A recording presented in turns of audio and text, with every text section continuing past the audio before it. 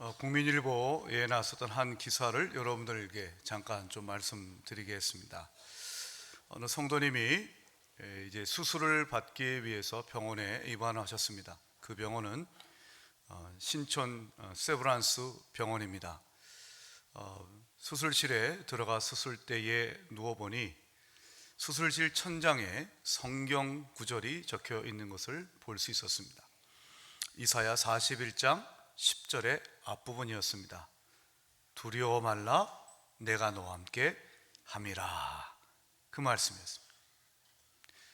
수술 받아보셨습니까, 여러분? 수술실에 들어가 본 적 있으십니까? 저는 수술실에 들어가 본 적은 없습니다. 근데 그 수술실에 들어가는 마음의 사람이 오죽하겠습니까? 얼마나 두렵고 사실 걱정이 되겠습니까? 근데 수술대에 딱 누워보니 천장에 하나님의 말씀이 적혀져 있는 것입니다. 두려워하지 말라 내가 너와 함께 함이라. 얼마나 마음의 위로가 됐을까요? 게다가 그 수술 받는 분에게 기도를 받으시겠습니까? 직원이 요청하더니 기도를 받기를 원하시면 기도해 드리겠습니다 라고 하더랍니다. 교회를 다니셨으니 당연히 기도를 받기를 원하셨겠죠. 기도까지 받고 수술에 임했다는 얘기를 그래서 읽었습니다. 자, 여러분 잘 아시는 대로 세브란스 병원은 기독교 병원입니다. 그러니까 뭐 성경 구절이 있는 게 뭐 이렇게 대단해? 라고 생각하실 수 있겠지만, 기도해 주는 게 당연한 거지? 라고 생각하실 수 있겠지만, 이 세브란스 병원이 처음 세워질 때부터 지금까지 항상 이렇게 왔는가? 그렇지 않습니다. 이 기사를 보니까 오히려 세브란스 병원은 그렇게 이런 일을 하지 않다가 병원이 경영 위기를 겪으면서 유명 컨설팅 회사에 이제 경영 진단을 의뢰했다고 합니다. 자, 이 컨설팅 회사가 여러 가지를 잘 진단해 보더니 병원 측에다가 그렇게 요구를 했답니다. 기독교 병원이니 기독교의 정체성을 잘 드러내십시오. 그렇게 권고를 한 거예요. 근데 이제 병원 측 입장에서 보면 병원이 병원을 찾아오는 성도들이 기독교인만 찾아오는 것도 아니고 오히려 예수 안 믿는 사람들이 훨씬 더 많이 찾아오는데 기독교적인 정체성을 가시적으로 드러내면 혹시 불편해하지 않을까? 그런 생각을 하게 됐더랍니다. 더군다나 요즘처럼 예수 믿는 사람들, 교회 다니는 사람들 교회를 비난하고 있는 이 시절에 그렇게 기독교적 정체성을 굳이 드러낼 필요가 있을까라고 의구심을 제기했답니다. 그런데 컨설팅 회사가 오히려 더 적극적으로 그렇게 하도록 권고를 했답니다. 그리고 그것을 결국은 받아들였고, 조금 전에 말씀드린 것처럼 수술실 천장에 성경 구절도 쓰고 기도도 해드리고 하는 가시적인 이 병원은 기독교 병원입니다 라고 하는 것을 드러냈답니다. 결과가 어떻게 되었을까요, 여러분? 그 글에 따르면 그렇게 시행하고 난 다음에 그 병원을 찾는 예수 안 믿는 사람들도 좋아했고 병원을 신뢰하게 됐고 또 경영 성과도 더 좋아졌다고 합니다. 물론 또 다른 이유도 있었겠지만 그렇게 기독교적 정체성을 드러낸 것이 오히려 잘된 결과, 좋은 결과를 가져왔다라고 얘기를 합니다. 저는 이 기사를 읽어보면서 이 시대에 우리 예수 믿는 사람들이 어떻게 살아가야 될까라는 것에 대한 아주 본질적인 질문 그리고 해답을 얻을 수 있었습니다. 여러분, 사람은 자기의 정체성을 잘 드러내면서 살아야 합니다. 이 시대 한국 교회가 왜 욕을 먹고 있는가? 교회가, 성도가 자신이 예수 믿는 사람임을, 자신의 정체성을 드러내지 않고, 드러내더라도 드러낸 것에 부합하지 않게 살고 있기 때문이 아니겠습니까? 여러분, 우리는 예수 믿는 성도입니다. 여러분, 예수 믿는 성도답게 당당하게 밝히고 살고 계십니까? 여러분, 우리는 예수의 증인입니다. 증인답게 살고 계십니까? 오늘 우리 함께 읽은 말씀은 세례 요한이 바로 예수님의 증인으로서 살아가는 모습을 잘 보여주고 있습니다. 오늘 말씀에 32절, 34절을 보면 요한이 이렇게 얘기합니다. 먼저 32절 한번 같이 볼까요? 32절, 요한이 또 증언하여 이르되, 증언이란 말이 있습니다. 증언. 요한이 그냥 말했다라고 하지 않았습니다. 증언했다고 했습니다. 그 내용은 잠시 후 살펴보겠습니다. 34절로 넘어갑니다. 34절 보니까 내가 보고 그가 하나님의 아들이심을 증언하였노라 라고 되어 있습니다. 증언. 자, 오늘 말씀에 요한은 예수님을 증언하는 자로 나옵니다. 근데 사실 오늘 본문 이전에 이미 1장 앞부분부터 세례 요한은 증언자로 나타납니다. 요한복음 1장 7절과 8절이 이렇게 얘기합니다. 그가 증언하러 왔으니 곧 빛이 대하여 증언하고 모든 사람이 자기로 말미암아 믿게 하려 함이라. 그는 이 빛이 아니요 이 빛에 대하여 증언하러 온 자라. 1장의 앞부분에 세례 요한이 등장하면서 이 세례 요한은 누군가에 대해서 얘기합니다. 그는 빛 대신 예수님을 증언하러 온 사람이라고 얘기를 해요. 요한복음은 이 증언하다라는 단어가 굉장히 자주 반복됩니다. 요한복음은 예수를 증언하는 책입니다. 사실 모든 성경이 다 예수를 증언하고 있습니다. 구약은 예수님을 예언 증언하고 있고 신약은 오신 예수님을 증언하고 있습니다. 심지어 예수님께서는 진리의 성령이신 보혜사께서 하시는 일에 대해서도 이렇게 얘기를 합니다. 요한복음 15장 26절, 진리의 성령이 오실 때에 그가 나를 증언하실 것이라고 했습니다. 성령이 하시는 일이 무엇입니까? 예수님을 증언하는 것입니다. 더 나아가서 하나님 아버지께서 예수를 증언하십니다. 요한복음 5장 37절, 나아가 하나님 아버지께서 친히 나를 위하여 증언하셨느니라 라고 말을 하고 있어요. 자, 하나님 아버지께서 예수를 증언하십니다. 성령 하나님, 보혜사 성령이 예수를 증언합니다. 그리고 하나님이 보내신 사람 세례 요한과 그 밖에 또 사람들이 예수를 증언합니다. 무슨 얘기일까요? 성경은 예수님을 증언하는 책이고 교회는 예수님을 증언하는 사람들의 모임이고 바로 삼위일체 하나님, 성부 하나님, 성령 하나님, 그리고 예수님, 이 땅에 예수를 증언하십니다. 그것이 기독교의 본질입니다.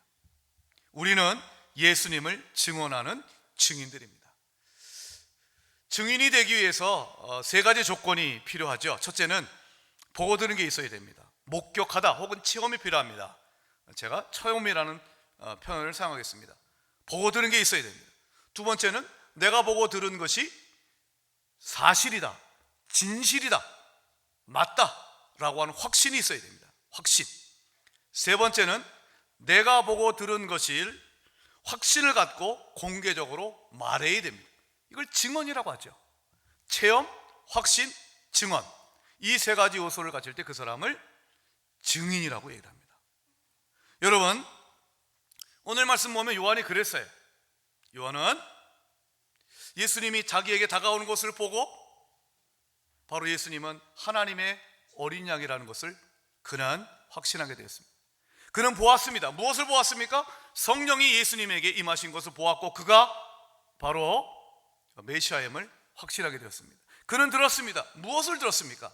자기를 보내신 하나님께서 누군가에게 성령이 비둘기같이 임하는 것을 보거든 그분이 바로 성령으로 세례를 줄 분 메시아임을 알게 될 것이다 라고 하는 말씀을 들었습니다.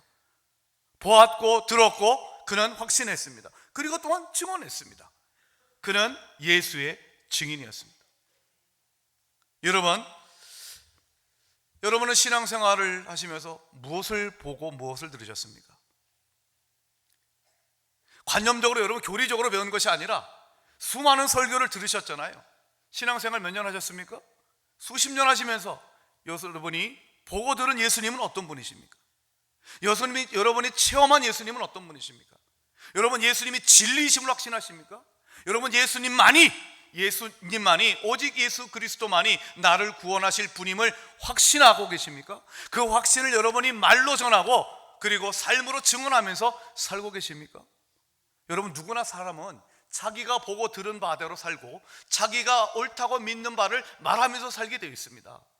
크고 작은 일이든지 간에요. 한 20년 가까이 됐네요 벌써. 오래전에 재미교포 사업가였던 김승호라는 분이 아들아 인생의 지혜를 배워라 라는 글을 남겼는데 이게 인터넷에서 굉장히 회자가 되었던 적이 있었습니다. 저도 그 글을 읽고 많이 감동을 받은 적이 있었습니다. 몇 가지만을 여러분들에게 한번 소개해 드리겠습니다. 첫째, 약속 시간에 늦는 사람하고는 동업하지 말거라. 시간 약속을 지키지 않는 사람은 모든 약속을 지키지 않는다. 양치질을 걸으면 안 된다. 하지만 너무 빡빡 닦지 말거라. 평생 즐거움의 반은 먹는 것에 있단다. 가까운 친구라도 남의 말을 전하는 사람에게는 절대로 속을 보이지 마라. 그 사람이 바로 내 흉을 보고 다니는 사람이다. 밥을 먹고 난 후에는 빈 그릇을 설거지통에 넣어주거라. 엄마는 기분이 좋아지고 여자친구 엄마는 널 사위로 볼 것이며 네 아내는 행복해 할 것이다. 아멘. 내가 지금 하는 결정이 당장 행복할 것인지 앞으로도 행복할 것인지를 생각해 보아라. 법과 도덕을 지키는 것은 막상 해보면 그게 더 편하단다. 돈을 너무 가까이 하지 말거라. 돈에 눈이 멀어진다. 돈을 너무 멀리 하지 말거라. 너의 처자식이 다른 이에게 천대받는다. 돈이 모자라면 필요한 것과 원하는 것을 구별해서 사용해라. 연락이 거의 없던 이가 찾아와 친한 척하면 돈을 빌리기 위한 것이다. 분명하게 노라고 말해라. 돈도 잃고 마음도 상한다. 친구가 돈이 필요하다면 되돌려받지 않아도 될 한도 내에서 모든 것을 다 해줘라. 그러나 먼저 내 형제나 가족에게도 그렇게 해줬나 생각해 보거라. 고개를 끄덕이시는 분들이 많이 계세요. 왜 그럴까요? 맞네, 맞아. 어쩜 내 생각하고 똑같지? 왜 그럴까요? 여러분이 보고 들으셨고 경험했기 때문입니다. 이건 인생의 진리야. 평상시 연락도 없던 사람이 갑자기 나와서 친한 척해. 돈 꾸러온 게 분명하구나. 그런 거 많이 느끼시잖아요? 네. 평상시 우뚝뚝하게 되어던 이 자식들이 알랑방구를 끼고 있어요? 용돈이 필요하구나. 우리는 경험을 통해서 이것이 진리임을 믿습니다. 여러분, 그렇습니다. 이 일종의 자문의 형식으로 아버지가 아들에게 얘기하지만 이건 삶에 대한 증언인 것이죠. 야, 삶이란 이런 거야. 그러니까 너 이렇게 살아봐라 라고 말하는 것입니다. 이런 거 조심해라 라고 말하는 겁니다. 보십시오. 사람은 크든 작든 자기가 경험한 것을, 옳다고 생각하는 것을 말하게 되어 있어요. 그렇게 살아가게 되어 있고 그렇게 살도록 이야기를 합니다. 여러분, 그렇다면 우리의 자녀에게, 주변 분에게 나는 예수님을 대해서 뭐라고 말하고 있을까요? 교리적인 가르침을 가지고 아이들이 변하지 않습니다. 내가 만난 예수, 정말로 내가 목숨을 걸고도 증언할 수 있는 진리, 그게 내 자식에게 가르쳐 줄 것입니다. 여러분, 원래 이 증인이라는 말, 헬라어는 마르투이스라는 단어는요, 동시에 순교자는 뜻도 있어요. 말을 해놓고 나중에 분리하면 뒤집어 부인해. 그건 증언이 아니에요. 목숨을 걸고 끝까지 지킬 수 있는 말, 그것이 바로 증언인 것입니다. 손해를 감수하더라도 이거는 지켜야만 돼. 목숨을 걸고서라도 이거는 잃으면 안 돼. 그렇게 여러분 말할 수 있는 것이 여러분에게 있으십니까? 예수님에 대해서 과연 그것은 여러분 무엇이 있습니까? 여러분의 자녀에게, 여러분의 가족에게, 여러분이 만나는 사람에게 이것만큼은 내가 목숨을 걸고 얘기할 수, 이건 정말 진리야, 참이야 라고 말할 수 있는 예수 그리스도의 진리가 무엇입니까? 무엇입니까? 오늘 본문은, 성경은 이렇게 세례요한은 이야기합니다. 첫째, 요한은 증언합니다. 예수는 세상의 죄를 지고 가는 하나님의 어린 양이다. 한번 따라 하십시다. 예수님은 세상 죄를 지고 가는 하나님의 어린 양이시다. 하나님의 어린 양이라고 하는 이 표현은 하나님이 마련하시고 하나님이 인정하시는 어린 양이라는 것입니다. 왜 어린 양으로 예수님을 비유했을까요? 이것은 출애굽기의 말씀을 여러분들이 이제 기억하시면 됩니다. 출애굽기를 보면 하나님께서 이스라엘 백성들을 이집트에서 이끌어내실 때 이제 이집트 왕이 말을 안 들으니까 재앙을 내리셨습니다. 첫 번째부터 시작해서 10가지 재앙을 내렸는데 10번째 재앙은 무엇이었는가 하면 이집트에 있는 모든 사람들의 장자 그리고 동물의 첫 새끼를 죽이는 것이었습니다.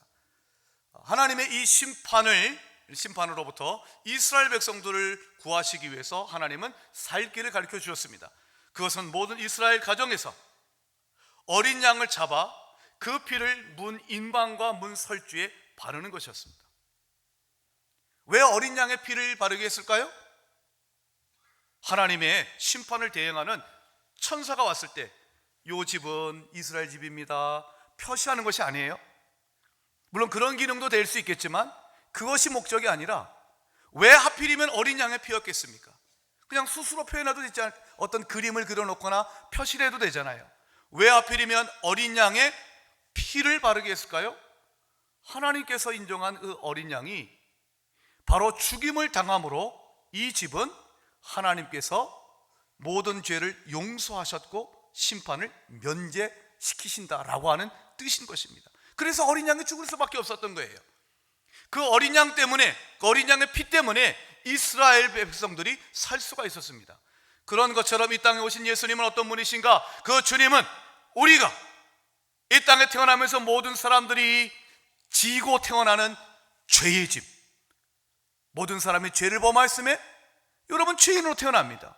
그 죄의 짐을 지고 살아가고, 그리고 살아갈수록 무거워지는 그 죄의 짐을 우리의 예수님이 다 짊어지심으로 말미암아 우리는 모든 죄의 짐을 벗어났다. 이것이 바로 세례 요한이 우리에게 전해주고 있는 예수님에 관한 증언입니다. 우리가 조금 전에 불렀던 찬송가 369장도 마찬가지 아니겠습니까? 죄짐 맡은 우리 구주라고 했어요. 죄짐 맡은 우리 구주. 우리의 죄짐을 맡은 주님이라고 369장의 착사자는 고백을 하고 있습니다.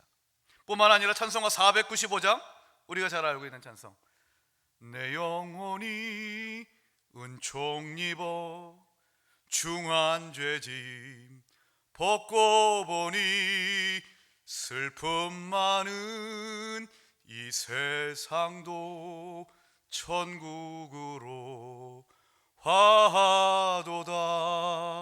여러분 이 찬양 아시죠?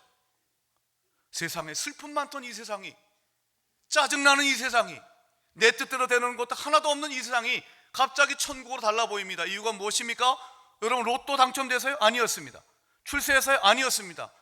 오늘 495장의 이 작사자는, 우리의 신앙의 선배는 내 영혼이 하나님의 은총을 입어서 그 무거웠던 죄의 짐을 주님이 지어주시고 나는 그것을 벗어버렸다라고 하는 것입니다. 홀가분한 인생이 되었다는 것입니다.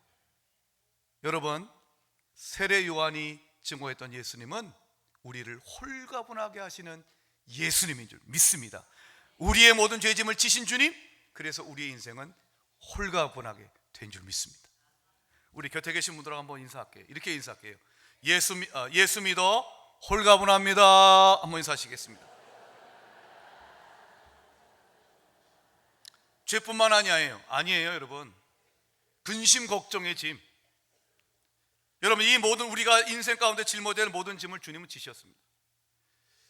이 자리에 가장들이 계십니까? 여러분 가장의 짐이 얼마나 무겁습니까? 또 어머니로서, 아내로서 여러분 짐을 지고 계신 분들 얼마나 어려우십니까? 자녀로서 부모님을 섬겨야 되는 분들, 장자로서의 짐이 있습니다. 우리는 이 땅 가운데 살아가면서 수많은 짐을 지고 있습니다. 그 짐을 지고 있기 때문에 우리는 헉헉거립니다. 이 자리에 괜찮은 것처럼 앉아 계시지만 여러분 그 짐 때문에 힘들어서 이 자리에 오셨잖아요. 근데 여러분 그 짐을 진 자에게 우리 하나님이 하시는 말씀, 여러분 한번 들어보시지 않겠습니까? 시편 68편 19절의 말씀을 우리 한번 자막을 통해서 함께 큰 소리로 읽어봅시다. 시작.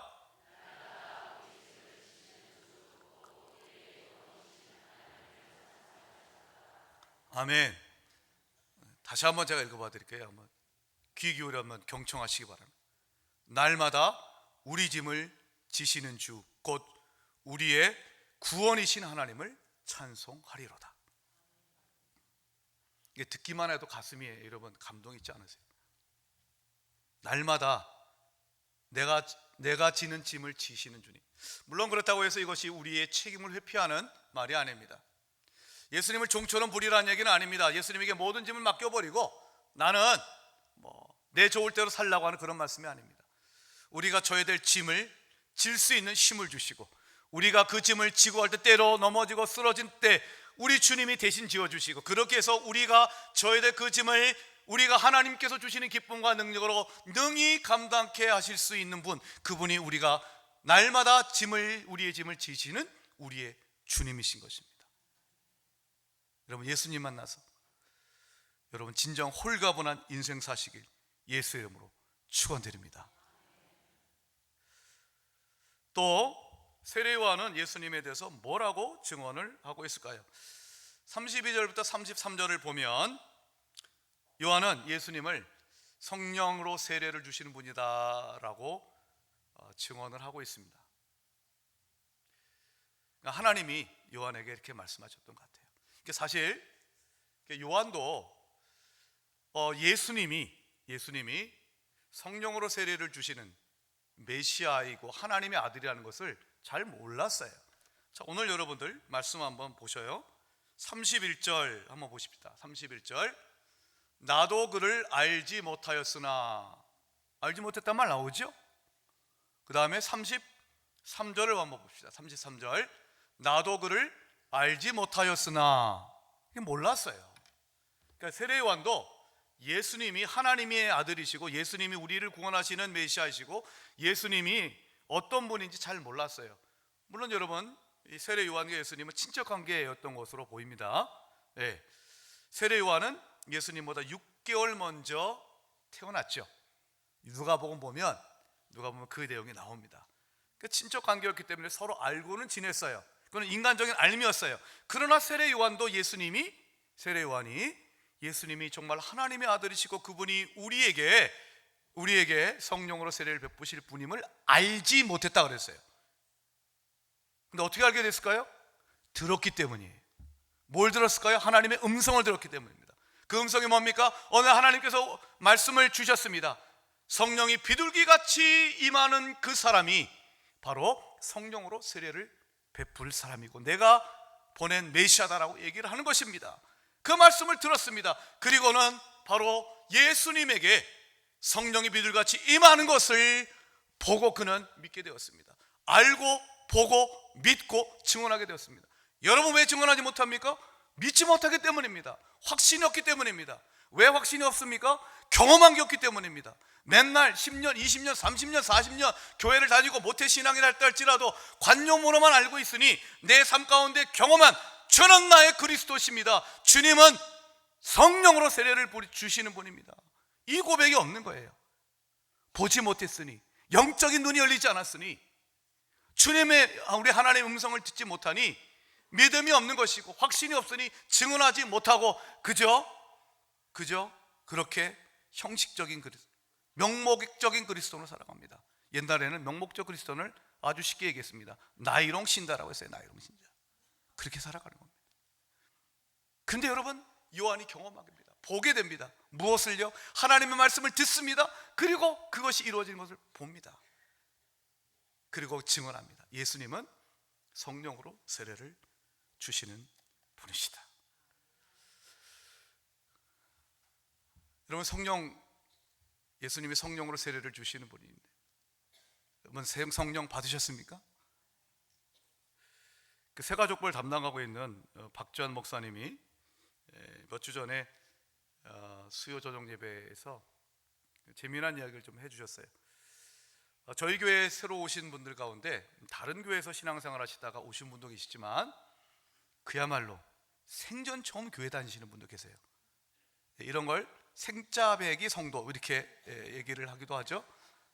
그런데 이제 이분을 교육하는 새가족 우리 성도님이 이제 아마 그분에게 이런 얘기를 했나 봐요. 성도님, 예수 믿으면 성령 세례 받아야 됩니다 라고 얘기를 하신 거예요.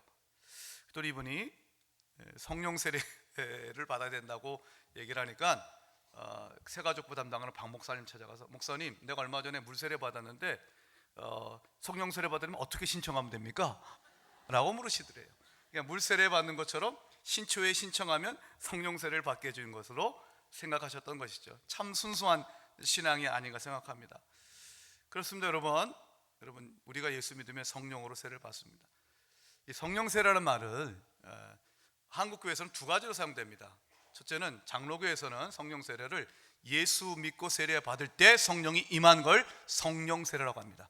근데 순복음 이쪽 계통은 또 순복음의 영향을 받은 교회는 성령 세례를 예수 믿은 사람도, 이미 예수를 믿는 사람도 기도 가운데에 강력한 성령의 임재를 경험해서 그 표시로 방언한다든지 아니면 신유의 경험을 한다든지 또 어떨 때는 뭐 예언을 한다든지 이런 현상이 나타날 때 성령 세례다라고 말하시는 분도 계세요.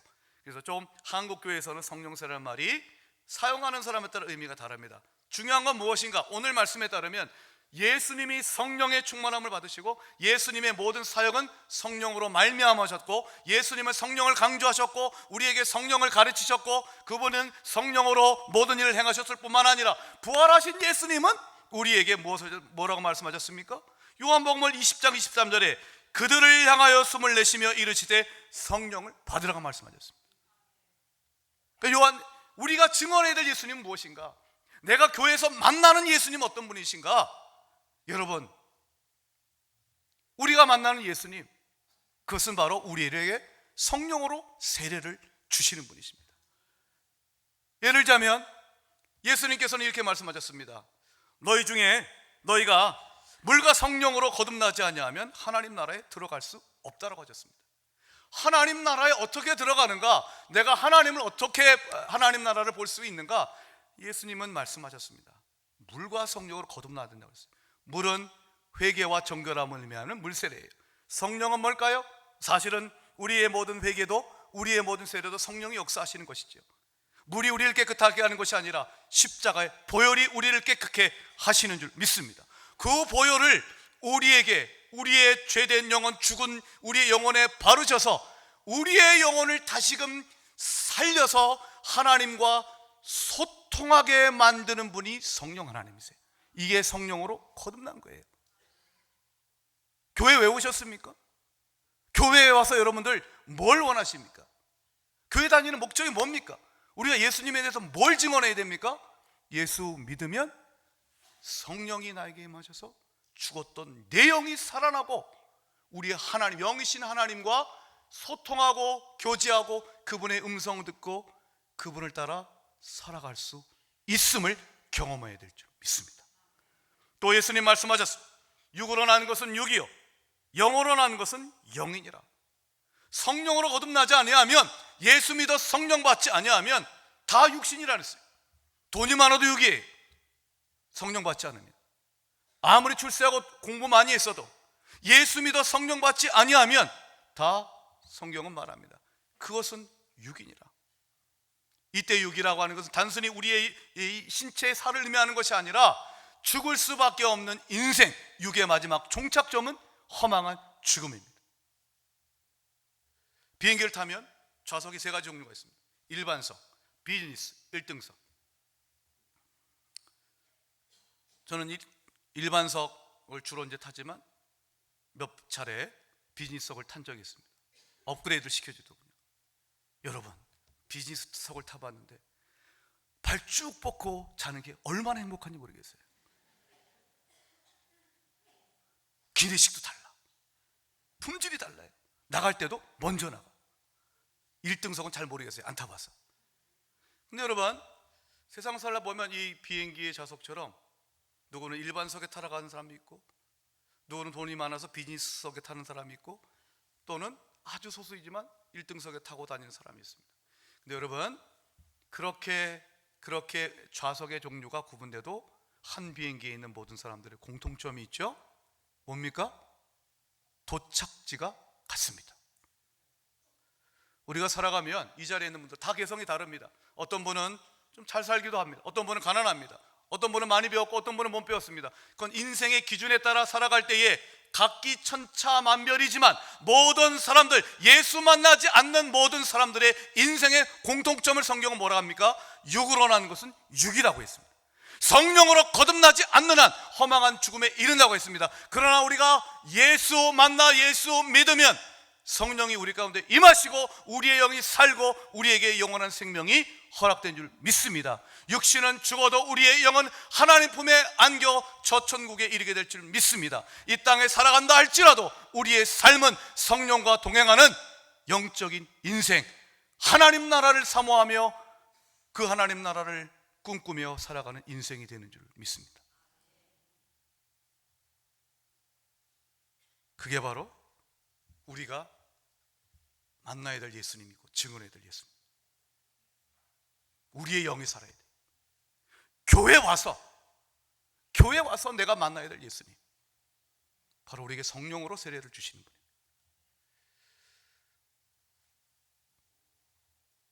지난주 금요일 성령 집회 때 참 은혜로운 시간을 잠깐 가졌습니다. 지금 이제 우리 성도님 가운데 성경을 필사하시는 분이 계신데요, 두 분이 다 쓰셨다라고 하셔서 그분들이 성경을 필사한 공책을 교회가 이제 하드카바로 이렇게 잘 재본해서 증정하고 성경 필사 확인증을 드리는 시간을 가졌습니다. 그 가운데 한 분은 집사님, 남자 집사님이신데 지금부터 3년 전인 그분의 나이 61세 되던 2016년 10월 가난말기 판정을 받으셨습니다. 다른 데 다 전이됐습니다. 자, 여러분, 우리가 일반적인 상식으로 가난말기면 한 6개월 정도밖에 살 수가 없습니다. 그런데 지금 하나님의 은혜로 만 3년 넘게 살고 계십니다. 항암 치료를 잘 받고 계십니다. 그런 가운데 이분이 성경을 쓰셨습니다. 전에도 쓴 적이 있으셨지만 이번에 쓰셨습니다. 그것도 올해 2019년 1월 30일 시작해서 2019년 9월 21일 마치셨습니다. 235일, 채 8개월이 걸리지 않았습니다. 저는 여태까지 성경을 단 한 번도 써본 적이 없습니다. 이분은 날마다 하나님 말씀을 깨어나면 일어나면 먼저 하나님 말씀 씁니다. 식사하시고 피곤하시면 주무시고 다시 일어나면 하나님 말씀 붙듭니다. 아직 다 낫지 않으셨습니다. 그런데 금요일날 만나 뵀던 그분은 건강해 보이셨습니다. 여러분, 저는 이 자리에 있는 여러분 모든 분들이 아프신 분들 다 하나님의 은혜로 치유되길 축원합니다. 사업상에 어려우신 분들 하나님의 은혜로 필요한 물질을 하나님 공급하여 주시고 하나님의 은혜 가운데 하나님이 함께하셔서 형통하시길 축복합니다.